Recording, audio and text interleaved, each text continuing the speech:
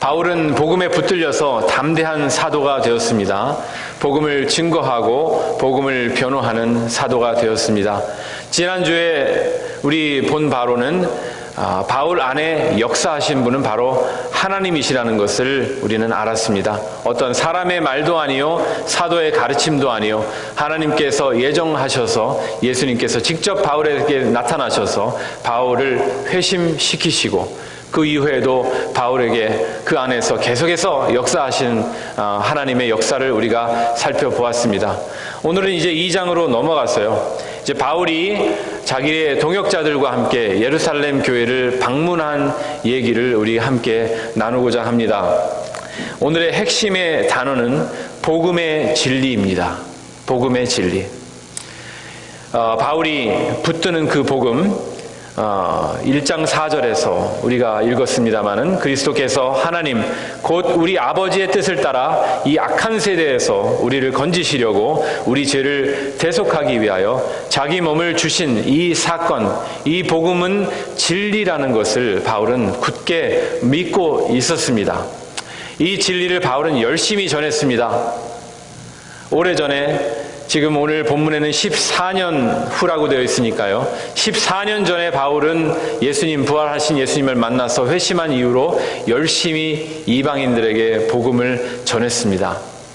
그러나 바울에게는 해결해야 될 일이 있었습니다. 예루살렘 교회에 있는 그 예루살렘 교회의 지도자들, 베드로와 요한과 야고보와 같은 사람들과 함께 만나서 얘기해야 될 것이 있었습니다. 그들이 가지고 있는 이방인 사역에 대한 조금 다른 관점에 대해서 조금 확실히 할 필요가 있었습니다. 사도행전 15장에 이 본문 내용이 나와 있습니다.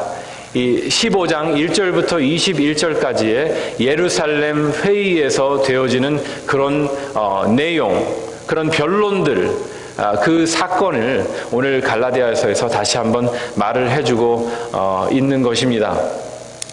오늘 말씀의 제목을요, 바울의 뚝심이라고 지었습니다. 뚝심. 참으로 오랜만에 들어본 단어입니다. 저도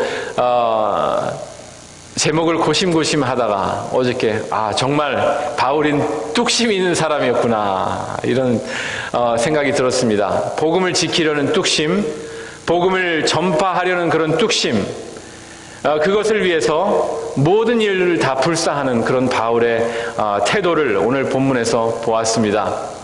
영어권에 동일한 말씀을 전했는데요. 물론 약간 이제 쉽게 그렇게 했지만 뚝심이라는 단어를 영어로 번역을 할 수가 없었습니다.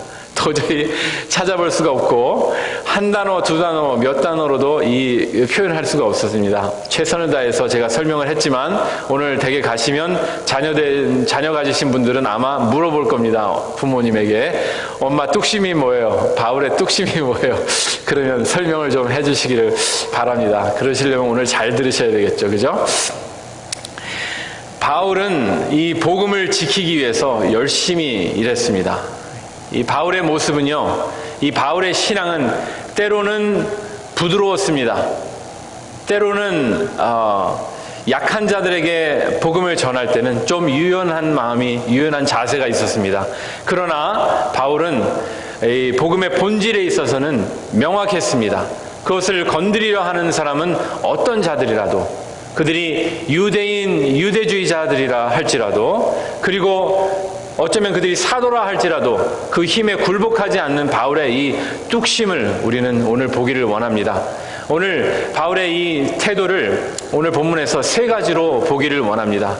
먼저 첫 번째는 사도와 이 갈등을 해소하려고 무진 노력했다는 것입니다. 여기서도 우리는 바울의 이 복음을 향한 뚝심을 우리가 알 수가 있습니다. 14년 동안 바울은 열심히 전했다고 했죠. 바나바와 함께 사역을 하면서 안디옥 교회를 든든히 세워나가고, 그리고 교회에 파송을 받아서 1차 전도행을 다 잘 마치었습니다. 그리고 아까 처음에 말씀드린 바대로 이 이방인들을 전도하는 그런 관점을, 조금 다른 관점이 있었기 때문에 리더들과 함께 상의해야 되는 그런 필요가 있어서 예루살렘으로 오게 되었습니다. 그의 동행은 그 1차 전도행을 같이 한 바나바는 유대인입니다. 예루살렘 출신입니다.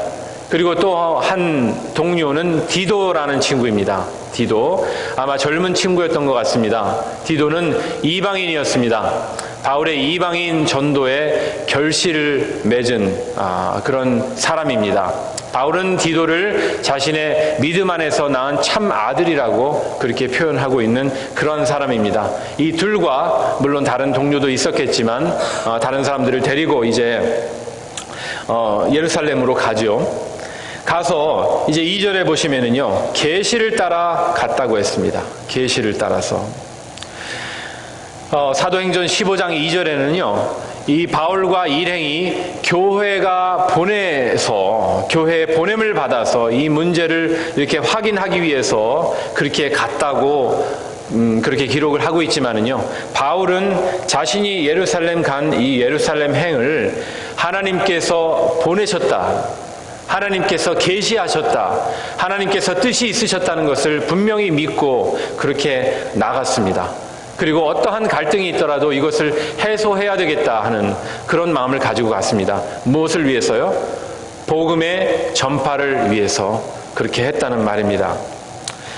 이방 가운데 전파하는 복음을 그들에게 제시했습니다. 누구에게 제시했는가요? 유력한 사람들, 예루살렘 교회의 유력한 사람들, 베드로와 요한과 야고보를 미리 만나서 그들과 조율하는 그런 과정을 가졌습니다.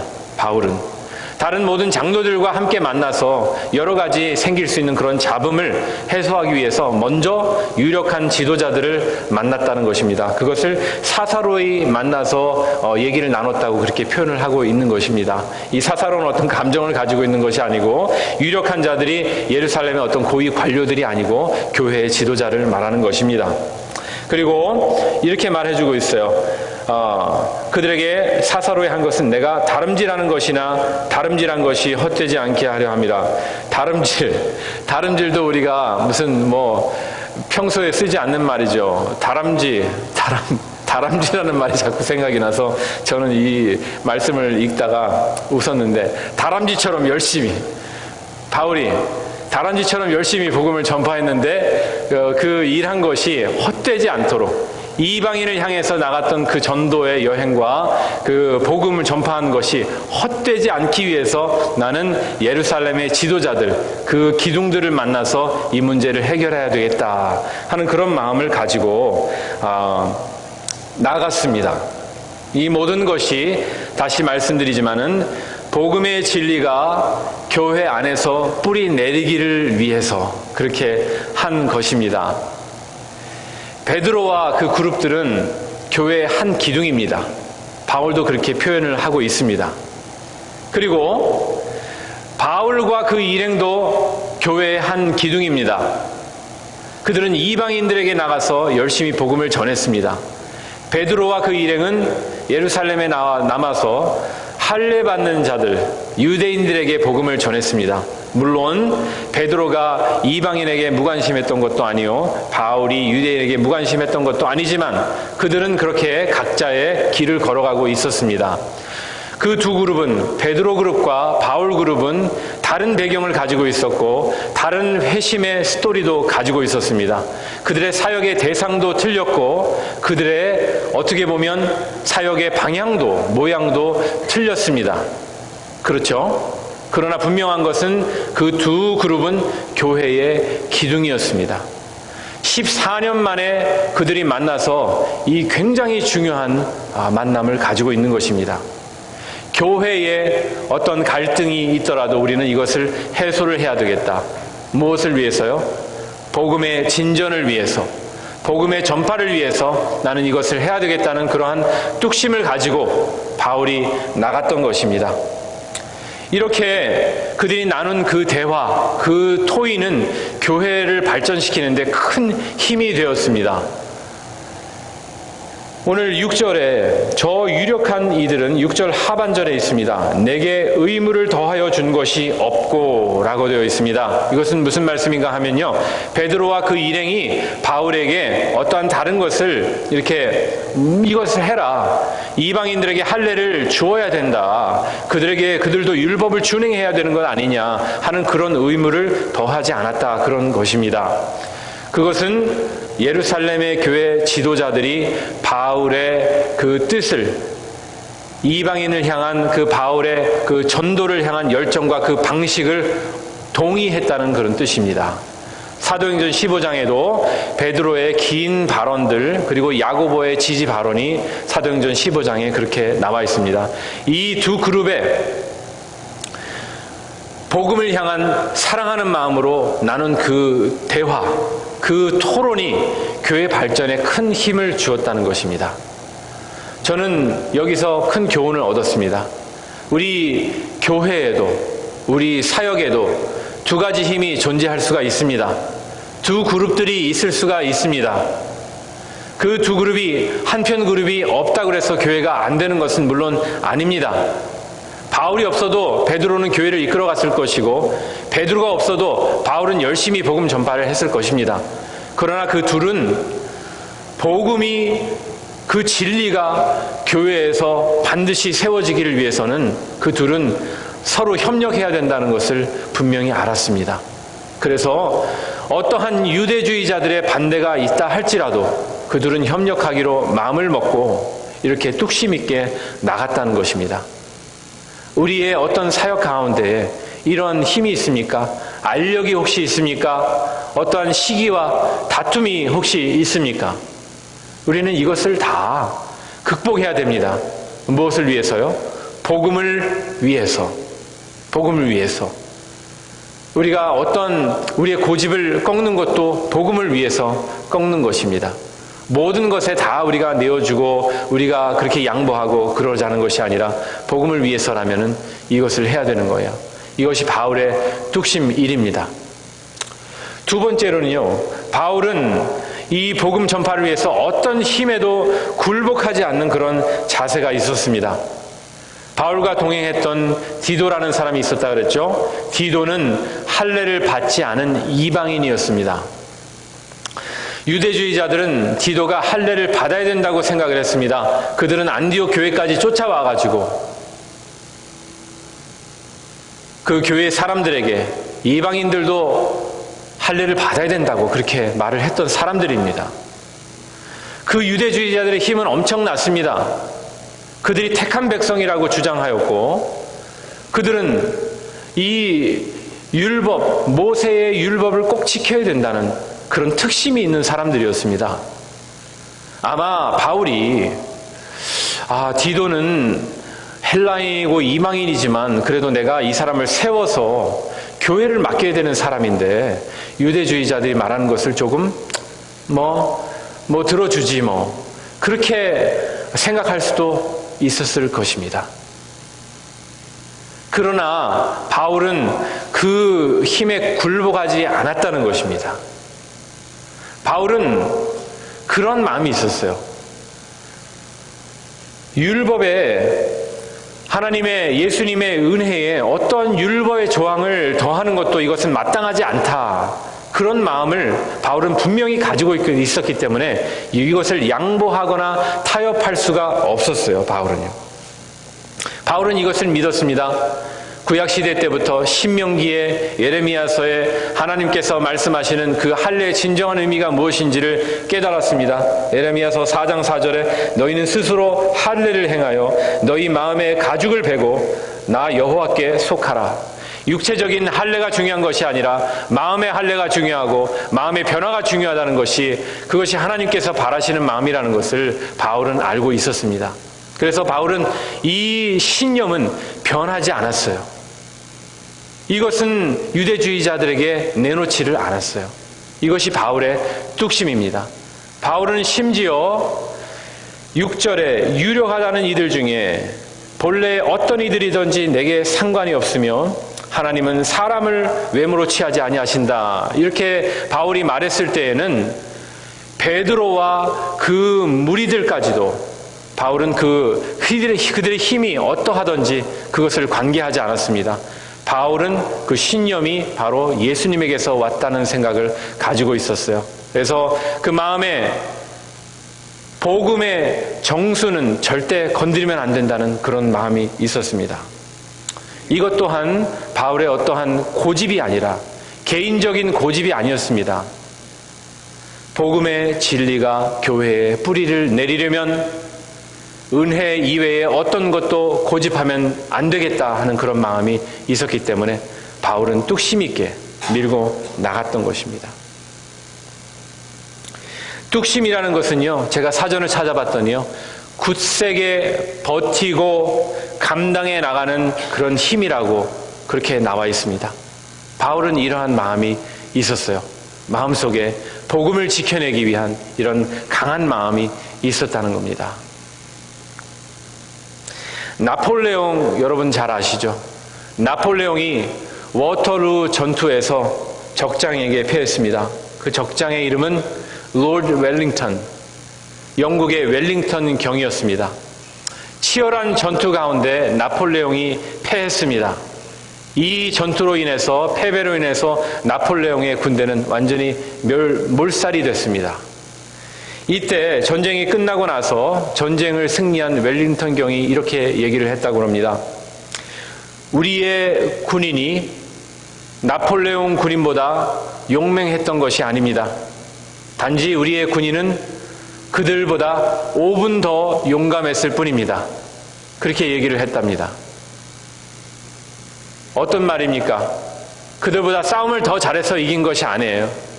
5분 더 뚝심 있게 나갔기 때문에 이 웰링턴 경의 군인이 나폴레옹 군인을 이겼다는 겁니다. 우리는 이런 믿음의 뚝심이 있어야 되겠어요. 아무리 어려운 상황이 우리에게 닥친다 하더라도 말이죠. 바울은 거짓에 대해서 단호하게 대처했습니다. 그들은 안디옥 교회까지 쫓아와서 성도들을 그 마음을 교란시켰다고 그랬죠. 4절에 보시면은요, 그들은 가만히 들어온 거짓 형제라고 그랬습니다. 그들에게 바울은 한시도 복종하지 않았다고 그렇게 얘기를 하고 있어요. 우리의 마음을 흔드는 이런 거짓 교사들, 거짓 가르침들은요, 교회에 가만히 들어온다고 그렇게 바울은 얘기했어요. spy out, 몰래 들어오는 이런 무리들은요, 교회를 나중에 흔들 때까지 자기들의 존재감을 드러내지 않는다고 그랬어요. 언제 들어온지도 모르고 어떻게 들어왔는지도 모르는 존재들이 교회를 흔들 수도 있습니다. 어떠한 교회도 이런 것은 예외가 아닙니다. 오늘 이런 말씀을 강단에서 선포해야 되는 이유는요, 그러한 복음이, 가짜 복음이 교회의 복음을 흔들고 교회를 흔들 수가 있기 때문에 그러는 것입니다. 오랜 동안 우리 믿음의 선조들은 교회를 이렇게 굳건히 지켜왔는데 앞으로 어떤 공격이 교회에 미칠지 모릅니다.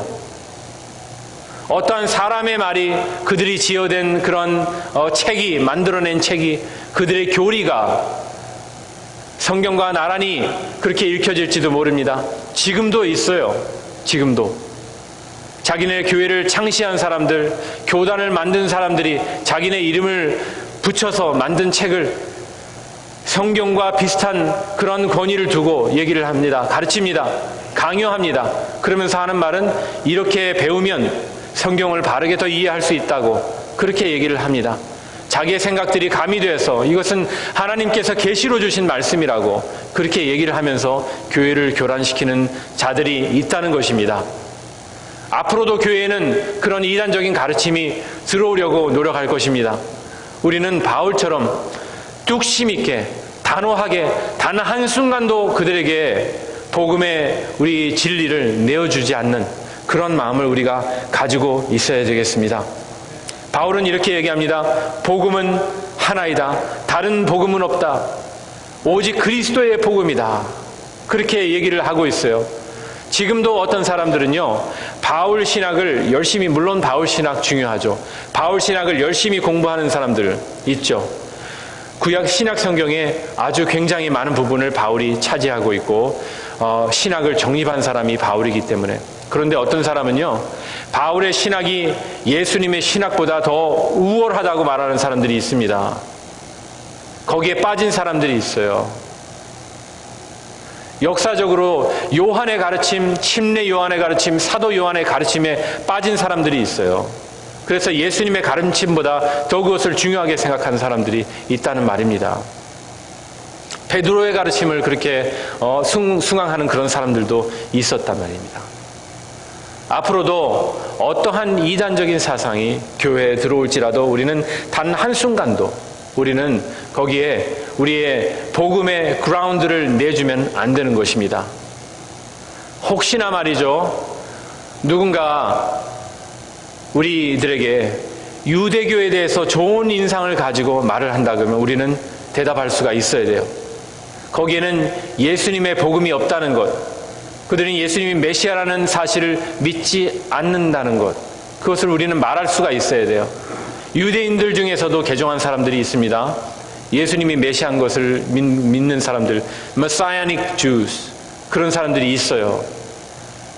전통적인 유대의 가르침이, 유대교의 가르침이 틀리다는 것을 아는 사람들이 있습니다.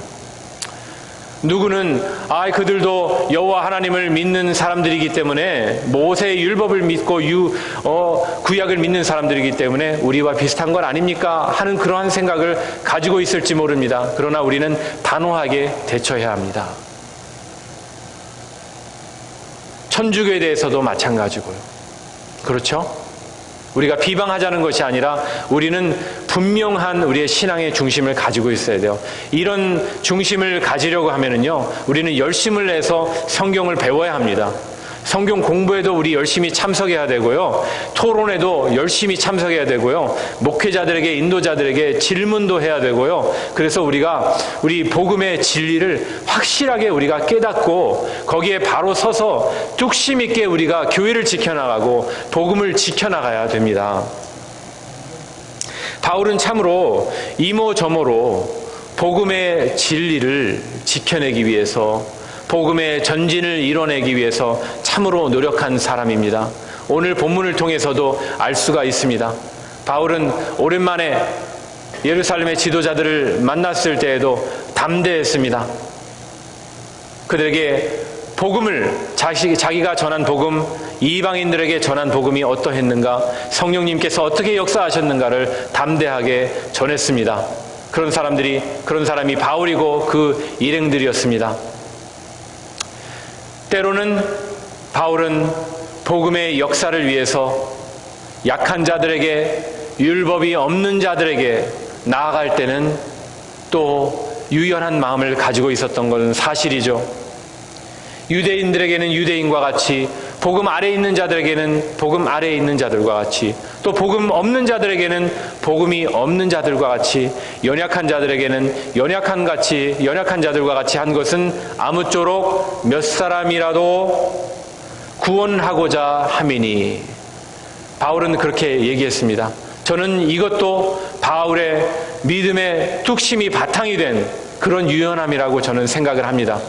그것이 오늘 읽었던 바울이 또 리더들과 만나서 함께 토론하고 교회를 위해서 협력하고 일치를 만들어내는데 일조했다고, 그 바탕이 되었다고 저는 생각을 합니다. 우리 예수님께서 제자들을 예루살렘의 방방곡곡에 보내시면서 마태복음 10장에 이렇게 당부를 하셨습니다. 뱀처럼 지혜롭고 비둘기같이 순전하라, 이렇게 당부를 하셨습니다. 저는 이 당부가 우리에게 해당이 된다고 생각해요. 그리고 바울도 이것을 명심하고 그렇게 복음을 전했다고 생각합니다. 뱀처럼 지혜로워라. 복음의 진리를 전파하기 위해서는 유연한 마음을 가지고 그렇게 주님의 맡겨주신 영혼을 추수하기 위해서 열심히 일을 해라는 말이죠. 그러나 비둘기같이 순결하라는 말은 복음의 진리에는 양보하지 말고 타협하지 말고 그것을 더럽히지 말고 굳게 붙들고 나아가라는 것입니다. 뱀처럼 지혜롭고 비둘기처럼 순결하라, 우리에게 주어지는 것입니다. 우리 예수님께서 우리에게 이렇게 당부하셨습니다. 우리에게 도전합니다. 나는 복음을 지키기 위해서, 복음을 교회에 심기 위해서, 진리의 복음을 전파하기 위해서, 한 사람이라도 더 추수하기 위해서 나는 어떤 노력을 하나? 바울과 같이 이모저모의 노력을 어떻게 우리는 하고 있는가? 나는 어떻게 그 일을 이루어내고 있는가? 그런 도전을 우리에게 던져봅니다. 주님의 복음, 고난을 통해서 우리의 죄를 용서하여 주시고 대속하여 주신 주님께서 부활을 통해서 영광 받으신 그 위대한 사건, 구원의 복된 소식을 우리는 사랑합니다. 그 복음의 소식을 우리는 전파하고 그 소식을 우리에게 주신 예수님을 사랑하는 마음으로 어떻게 하든지 주님의 나라가 굳건히 세워지고 주님의 나라가 전파되기를 위하는 그런 마음으로 나는 무엇을 하고 있는가?